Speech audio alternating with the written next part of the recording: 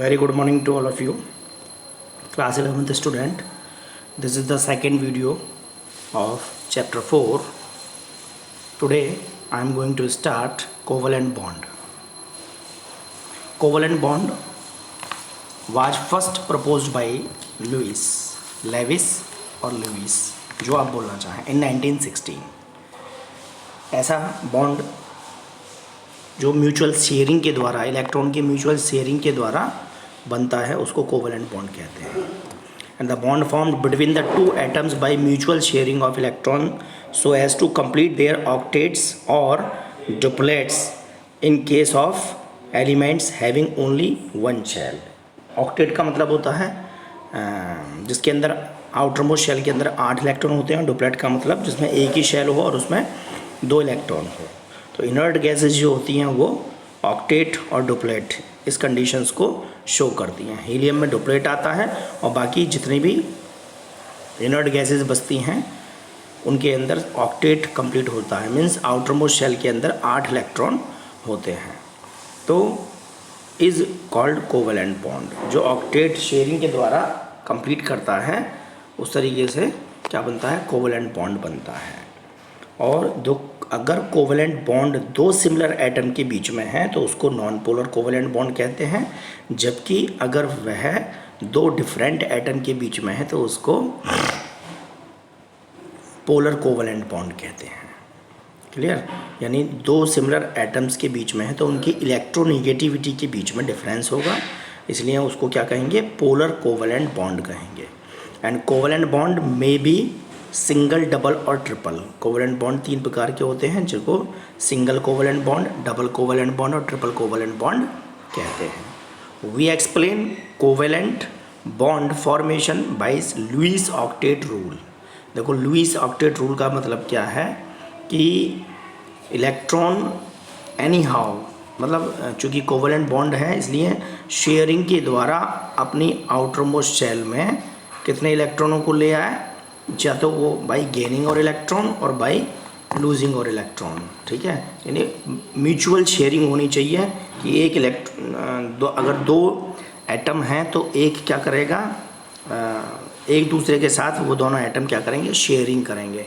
ठीक है, उसको ही हम क्या कहते हैं, ऑक्टेट रूल कहते हैं. और ऑक्टेट का मतलब है कि वैलेंस शेल के अंदर हर एक एटम की वैलेंस शेल में कितने इलेक्ट्रॉन होने चाहिए, टोटल 8 इलेक्ट्रॉन वैलेंस शेल के अंदर आने चाहिए. तो उसको ऑक्टेट रूल कहते हैं. और ऑक्टेट रूल को लेविस ने ही प्रपोज किया था, लेविस ने ही दिया था. एग्जाम्पल दिया है क्लोरीन एटम का. Chlorine atom has 7 electron in the valence shell. In the formation of chlorine molecule each chlorine atom contributes 1 electron and the pair of electron is shared between 2 atoms. Both the atoms acquire stable configuration. देख सकते हैं आप. ठीक है जी, यहाँ पर जो electron dot structure क्या है, क्लोरीन मॉलिक्यूल की शो की है. क्लोरीन जिसके एटॉमिक नंबर होता है 17, इलेक्ट्रॉनिक कॉन्फ़िगरेशन यदि हम करेंगे तो आएगा 287. दोनों ही एटम में ऐसा होगा. तो जो एक इलेक्ट्रॉन, फ्री इलेक्ट्रॉन बचा हुआ है, वो आपस में शेयरिंग करके क्या कर लेंगे, अपने अपने ऑक्टेट को कंप्लीट कर लेंगे. दोनों के अंदर 8 इलेक्ट्रॉन ऑक्टेट में आ जाएंगे. और यहाँ पर जो ये पड़ी हुई लाइन आ रही है क्लोरीन एटम के बीच में, उसी को हम क्या कहते हैं, सिंगल कोवेलेंट बॉन्ड कहते हैं. ठीक है. और दूसरे अगर एग्जाम्पल की बात करें तो आपका H2S, NH3, HCN, PCl3, PH3. H2S hydrogen sulphide, ammonia hydrogen cyanide, phosphorus trichloride, phosphine और acetylene, hydrogen molecule, ethane molecule. और ये इथीन है, ethene C2H4 is ethene. And SnCl4 stannic chloride, ferric chloride और bismuth hydride, boron hydride, graphite और barium chloride. These are the several example of covalent bond. Condition क्या होनी चाहिए, conditions covalent bond के लिए यही है कि जो एटम कंबाइन कर रहे हैं उनके अंदर इलेक्ट्रॉन्स कितने होने चाहिए, उनकी आउटर मोस्ट शेल के अंदर शुड बी शॉर्ट बाई 1, 2 और 3 electrons in the valence shell in comparison to stable noble configuration. और electronegative difference between the two atoms should be zero और वेरी स्मॉल, वो कम से कम भी हो या जीरो भी हो सकता है। And the approach of the atoms towards one another should be accompanied by decrease of energy. Next आगे आता है आपका करेक्टरिस्टिक ऑफ कोवेलेंट कंपाउंड। क्या करेक्टरिस्टिक्स हो जाती हैं?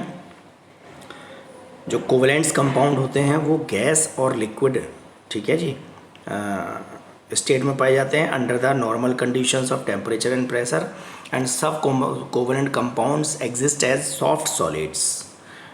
Next property diamond carborundum. Diamond carborundum means SI silicon carbide और silica SiO2 aluminium nitride have gained 3 dimensional network structure. ये बड़ी स्ट्रक्चर्स हैं, therefore have exceptionally high melting points, otherwise these compounds have relatively low melting and boiling points। कहने का मतलब है कि जो कोवेलेंट कंपाउंड्स होते हैं उनके मेल्टिंग और बॉइलिंग पॉइंट जनरली लो होते हैं, लेकिन कुछ एक्सेप्शंस हैं जैसे diamond. Next covalent compounds are bad conductor of electricity. Polar covalent compounds like HCl in solution conduct electricity. Solution के अंदर क्या करते हैं, वो जो पोलर कोवेलेंट कंपाउंड होते हैं इलेक्ट्रिसिटी को कंडक्ट करते हैं, जबकि graphite can conduct electricity in solid state. Graphite जो होता है वो सॉलिड स्टेट के अंदर भी इलेक्ट्रिसिटी को क्या करता है, कंडक्ट करता है। And next property is These compounds are generally insoluble in polar solvent like water। ध्यान रखेंगे ये प्रॉपर्टी बार बार आपको टकराएगी। पोलर सॉल्वेंट क्या हो गया, वाटर हो गया, but soluble in non polar solvent like organic solvent, जैसे बेंजीन हो गया, एसिटिलीन है, फिनॉल है, एल्कोहल है, etcetera. And some covalent compounds like alcohol dissolve in water due to hydrogen bonding. सब जो कोवेलेंट कंपाउंड्स होते हैं वो एल्कोहल के अंदर डिजॉल्व हो जाते हैं, लेकिन उनके अंदर क्या होता है, हाइड्रोजन बॉन्डिंग की वजह से ऐसा होता है। And covalent bond is rigid and directional. जो कोवेलेंट बॉन्ड होता है वो रिजिड होता है और डायरेक्शनल होता है। And these compound does show isomerism, structure and space isomerism को ये कंपाउंड शो करते हैं। And covalent compound show molecular reactions and the reactions rates are usually low. And the number of electrons contributed by an atom of the element for sharing with other atom is called covalency of the element. यानी जितने valence electron क्या करते हैं, share करते हैं, उसको हम क्या कहते हैं, कोवेलेंसी कहते हैं। और कोवेलेंसी के लिए फॉर्मूला भी है, covalency is equal to 8 minus number of the group to which element belongs. जिस ग्रुप के अंदर वो एलिमेंट बिलोंग करता है, यदि हम उसको ऑक्टेट यानी 8 से माइनस कर देंगे तो हमारी कोवेलेंसी आ जाएगी। And the variable covalency of an element is equal to the total number of unpaired electrons in sp_d orbitals of its valency shell. ठीक है, यहाँ कुछ एलिमेंट हैं जैसे phosphorus, sulphur, chlorine, bromine, iodine. इनके अंदर क्या होते हैं, डी वैकेंट ऑर्बिटल होते हैं इनके वैलेंस शेल के अंदर, इसलिए these elements show variable covalency by increasing the number of unpaired electrons under excited conditions. And the electrons from paired orbitals get excited to vacant d orbitals of the same shell. देखो ground state के अंदर तो जैसे phosphorus है, ground state के अंदर तो आप उसका इलेक्ट्रॉनिक कॉन्फ़िगरेशन करेंगे तो 2 8 5 आएगा। यानी अगर आप इसको SPDF के रूप में क्या करते हो तो ये कहाँ जाएगा, P ब्लॉक के अंदर जाएगा। और P के अंदर अगर आप उसको क्या करें, P के अंदर जो ऑर्बिटल होते हैं वो 3 होते हैं, यानी P के अंदर यहाँ पर क्या आएगा, डी वेकेंट ऑर्बिटल भी इसके अंदर आएगा। तो जो एक्साइटेड स्टेट के अंदर इलेक्ट्रॉन है वो ग्राउंड स्टेट से जब हम उसको एक्साइटेड स्टेट के अंदर इलेक्ट्रॉन्स को बनाएंगे तो वो जंप करके डी के अंदर चला जाएगा, इसलिए यहाँ पर वेकेंट डी ऑर्बिटल भी क्या कर लेते हैं, एक्साइट होकर के इलेक्ट्रॉनों को ले लेते हैं, यानी उसका क्या हो जाता है, विस्तार हो जाता है। तो ये चीज़ ध्यान रखेंगे, इसलिए ये इसकी जो वैलेंसी शो करने का कारण वो यही है, वेरिएबल वैलेंसी शो करने का। जबकि कुछ एलिमेंट जैसे hydrogen, nitrogen, oxygen and fluorine do not possess d orbitals in their valence shell, thus such an excitation is not possible and variable valency is not shown by these elements। यानी ये ऐसे element हैं जो variable valency show नहीं करते हैं। This is reason that NCl3 exist. बहुत important question है, इसका कारण यही है कि NCl3 तो बन जाता है लेकिन NCl5 डज नॉट, NCl5 नहीं बनता। नेक्स्ट आगे आता है लुईस थ्योरी, बहुत इंपॉर्टेंट थ्योरी है, ठीक है जी। इस थ्योरी का कहना यही है कि that tendency of atoms to achieve 8 electrons in their outermost shell is known as Lewis octet rule and Lewis symbol for the representative elements are given in the following table. देखो जैसे एक first group है तो उसके अंदर 1 electron आएगा, second group है तो उसमें 2 इलेक्ट्रॉन आएंगे, 2 को शो किया है। थर्ड ग्रुप है उसमें 3 इलेक्ट्रॉन आएंगे। 14th ग्रुप है उसके अंदर 4 इलेक्ट्रॉन आएंगे। 15 ग्रुप है उसमें 5 आएंगे। 16 के अंदर 6 आएंगे और 17 ग्रुप के अंदर आपके क्या आएंगे, 7 आएंगे। तो ये क्या है, लुईस स्ट्रक्चर हम इनको कहते हैं, इलेक्ट्रॉन डॉट स्ट्रक्चर या लुईस सिंबल हम इसको कहते हैं। जैसे आपसे कोई कहे कि सोडियम का लुईस सिंबल बनाइए तो आप क्या करेंगे, Na और उसके आउट, चूँकि फर्स्ट ग्रुप के अंदर है सोडियम इसलिए उसके बराबर में एक डॉट रख देंगे, दैट इज़ लुईस सिंबल। कोई कहता है मैग्नीशियम का बनाइए तो मैग्नीशियम की आउटर मोस्ट शेल में वो दूसरे ग्रुप में आता है, यानी पर्टिकुलर ग्रुप वाइज आप लुईस सिंबल को जस्टिफाई कर लेंगे, ठीक है। यहाँ हमने बता दिया फर्स्ट के अंदर एक, फर्स्ट ग्रुप में 1, सेकेंड ग्रुप में 2 और 13 to 17 में बढ़ते हुए क्रम में आ जाएंगे 3 to 7, यानी ये हो गया आपका फर्स्ट और सेकंड एस ब्लॉक एलिमेंट। और 13 to 17 यहाँ पे 18 का नहीं दिया है क्योंकि 18 तो इनर्ट गैसेज आ गए, 8 इलेक्ट्रॉन है, ठीक है जी। तो 13 to 17 क्या हो गए, आपके पी ब्लॉक एलिमेंट हो गए। तो अगर आपसे कोई कहता है कि कार्बन का बनाइए तो कार्बन में आप 4, जैसे एक्स के आगे 4, 14 ग्रुप में आता है कार्बन, उसके आगे 4 इलेक्ट्रॉन्स आप क्या करेंगे, शो कर देंगे। अब इस ऑक्टेट के फेल होने का कारण क्या रहा, there are several stable molecules known in which the octet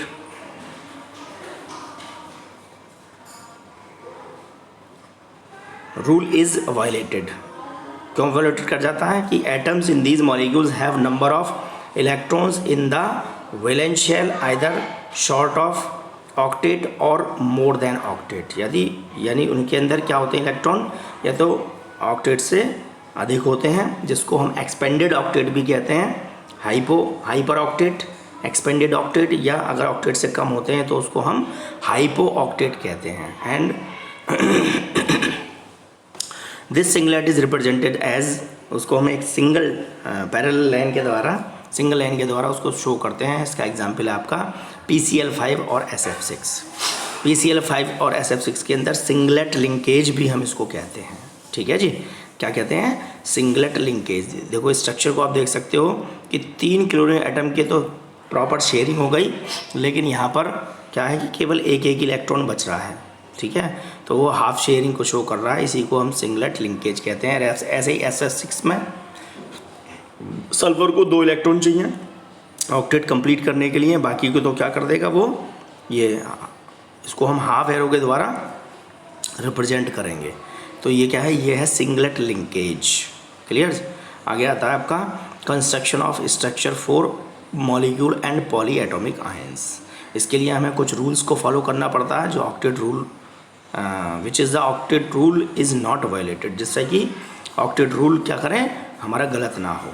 तो फर्स्ट क्या डिटरमाइन करेंगे, determine the total number of valence electron in all the atoms present. सबसे पहले हम कैलकुलेट करेंगे total number of valence electron को, और उसके अंदर हम इंक्लूड करेंगे नेट चार्ज को भी।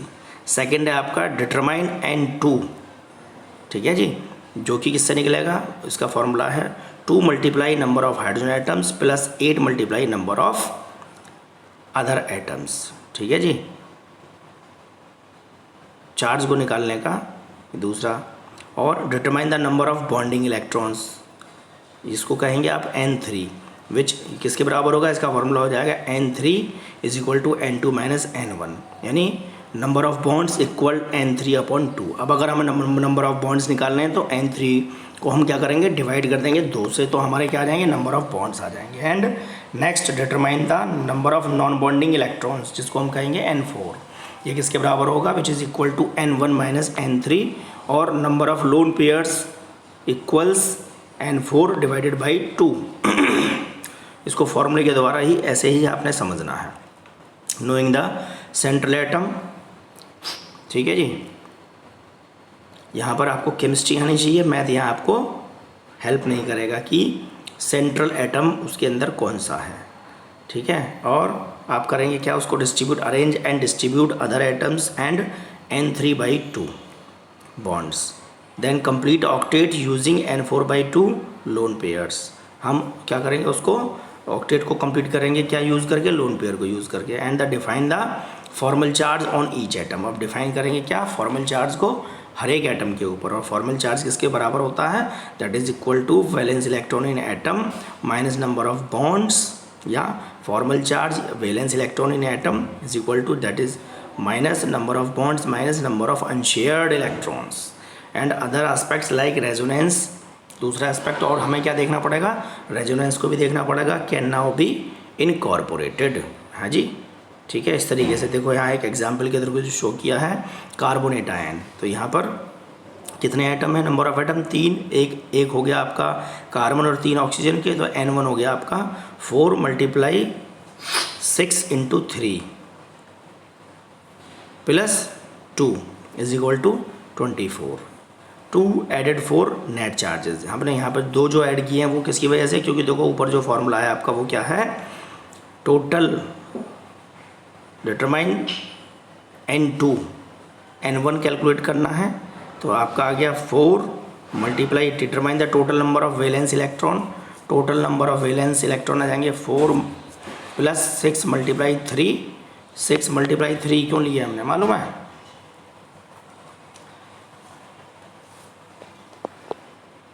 और +2 = 24। हमने 2 जो ऐड किए हैं वो किसके लिए ऐड किए हैं, यहाँ पर चूँकि कार्बोनेट आयन के ऊपर 2 नेगेटिव चार्ज हैं।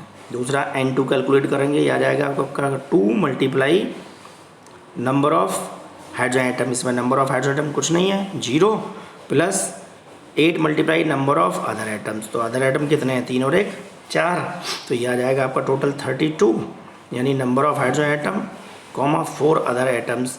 तो ये दिखाया है, यहाँ पर शो किया हुआ है कि एक कार्बन है और दूसरा 3 ऑक्सीजन एटम है।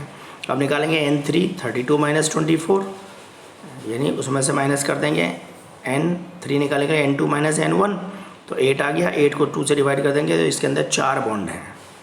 अब N4 निकालने के लिए हम क्या करेंगे, N1 - N3, N1 24 - 8 = 16, hence 8 lone pairs हैं, उसको हम 2 से डिवाइड कर देंगे तो यहाँ आ जाएंगे आपके 8 lone pairs. And since carbon is the central atom, 3 oxygen atom are to be arranged around it, carbon क्या है central atom, but total bonds are equal to 4, hence we get oxygen single bond carbon, single bond oxygen, double bond oxygen. Now arrange lone pairs, इसके ऊपर अब हम क्या करेंगे, lone pair को arrange कर देंगे टू कंप्लीट ऑक्टेट। देखो जी कार्बोनेट, दूसरा एग्जाम्पल दिया कार्बन डाइऑक्साइड का, ये तो रहा कार्बोनेट आयन का, ठीक है। इस तरीके से आप इसको भी कैलकुलेट कर लेंगे। यहाँ पर हमने लोन पेयर अरेंज कर दिए, लोन पेयर किसके ऊपर कितने आ रहे हैं, ठीक है जी। यहाँ पर ये एक एग्जाम्पल के द्वारा, कार्बोनेट आयन के एग्जाम्पल के द्वारा इसको इलस्ट्रेट किया गया है। ऐसे ही दूसरा कार्बन डाइऑक्साइड का, इसको खुद आप करने की कोशिश करेंगे। अगला आता है आपका कोऑर्डिनेट और कोवलेंट और डेटिव बॉन्ड, ठीक है। कोऑर्डिनेट, कोवलेंट और dative bond.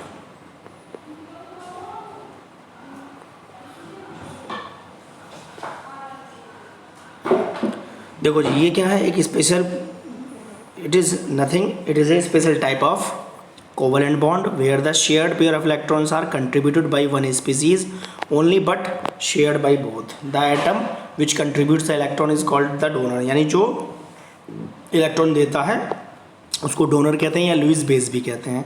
While the other which only shares the electron pair is known as acceptor, जो इसको लेता है उसको लुईस हेजिट कहते हैं। This bond is usually represented by an arrow, जो कि किधर से होता है, डोनर से एक्सेप्टर की तरफ होता है। एग्जाम्पल दिया है BF3 मॉलिक्यूल, इसका एग्जाम्पल है BF3 मॉलिक्यूल का बनना। Boron is short of 2 electrons, so to complete its octet it shares the lone pair of nitrogen in ammonia forming a dative bond, ठीक है जी। ये दिखाया हुआ यहाँ पर डेटिव बॉन्ड कैसे बनता है। और दूसरे एग्जाम्पल हैं इसके आपके कार्बन मोनोऑक्साइड है, नाइट्रस ऑक्साइड है, हाइड्रोजन परऑक्साइड है, N2O3, N2O4, ठीक है। There are so many several examples which represents this coordinate bond और डेटिव बॉन्ड्स। क्या कैरेक्टरिस्टिक होती है इनके, मेल्टिंग और बॉइलिंग पॉइंट जो होते हैं हायर होते हैं कोवलेंट कंपाउंड की तुलना में, and lower than the purely ionic compound, और आयनिक कंपाउंड से कम होते हैं, यानी इंटरमीडिएट हो गया अब ये इलेक्ट्रोवेलेंट और कोवेलेंट कंपाउंड के बीच में। And these are sparingly soluble in polar solvent, water के अंदर सॉल्युबल होता है जबकि रेडली इनसॉल्युबल होता है। These are sparingly soluble, sparingly मतलब बहुत तेज़ी से घुल जाता है पोलर सॉल्वेंट यानी वाटर के अंदर, but readily soluble in non polar solvent. Sparingly माने धीरे धीरे होगा शायद, और रेडली माने तेज़ी से। नॉन पोलर जो सॉल्वेंट होते हैं उनमें तेज़ी से घुल जाता है। And like covalent compound these are also bad conductor of electricity, ठीक है जी। एंड देयर सॉल्यूशंस और fused masses do not allow the passage to electricity. The bond is rigid and directional, thus coordinate compound show isomerism. यानी ये जो native compounds होते हैं ये क्या शो करते हैं, कोऑर्डिनेट कंपाउंड होते हैं, ये आइसोमेरिज्म शो करते हैं। यानी आइसो माने सेम और मैरिज्म मीन्स फॉर्म, एक से अधिक ग्रुपों के अंदर भी ये पाए जाते हैं, ठीक है जी। तो ये रहा आपका कोवेलेंट कंपाउंड और कोऑर्डिनेट कंपाउंड। इस वीडियो में केवल इतना ही, और आगे देखेंगे नेक्स्ट वीडियो के अंदर इस चैप्टर को आपके को कोशिश करेंगे कि कवर हो जाए। Okay, have a nice day, thank you very much.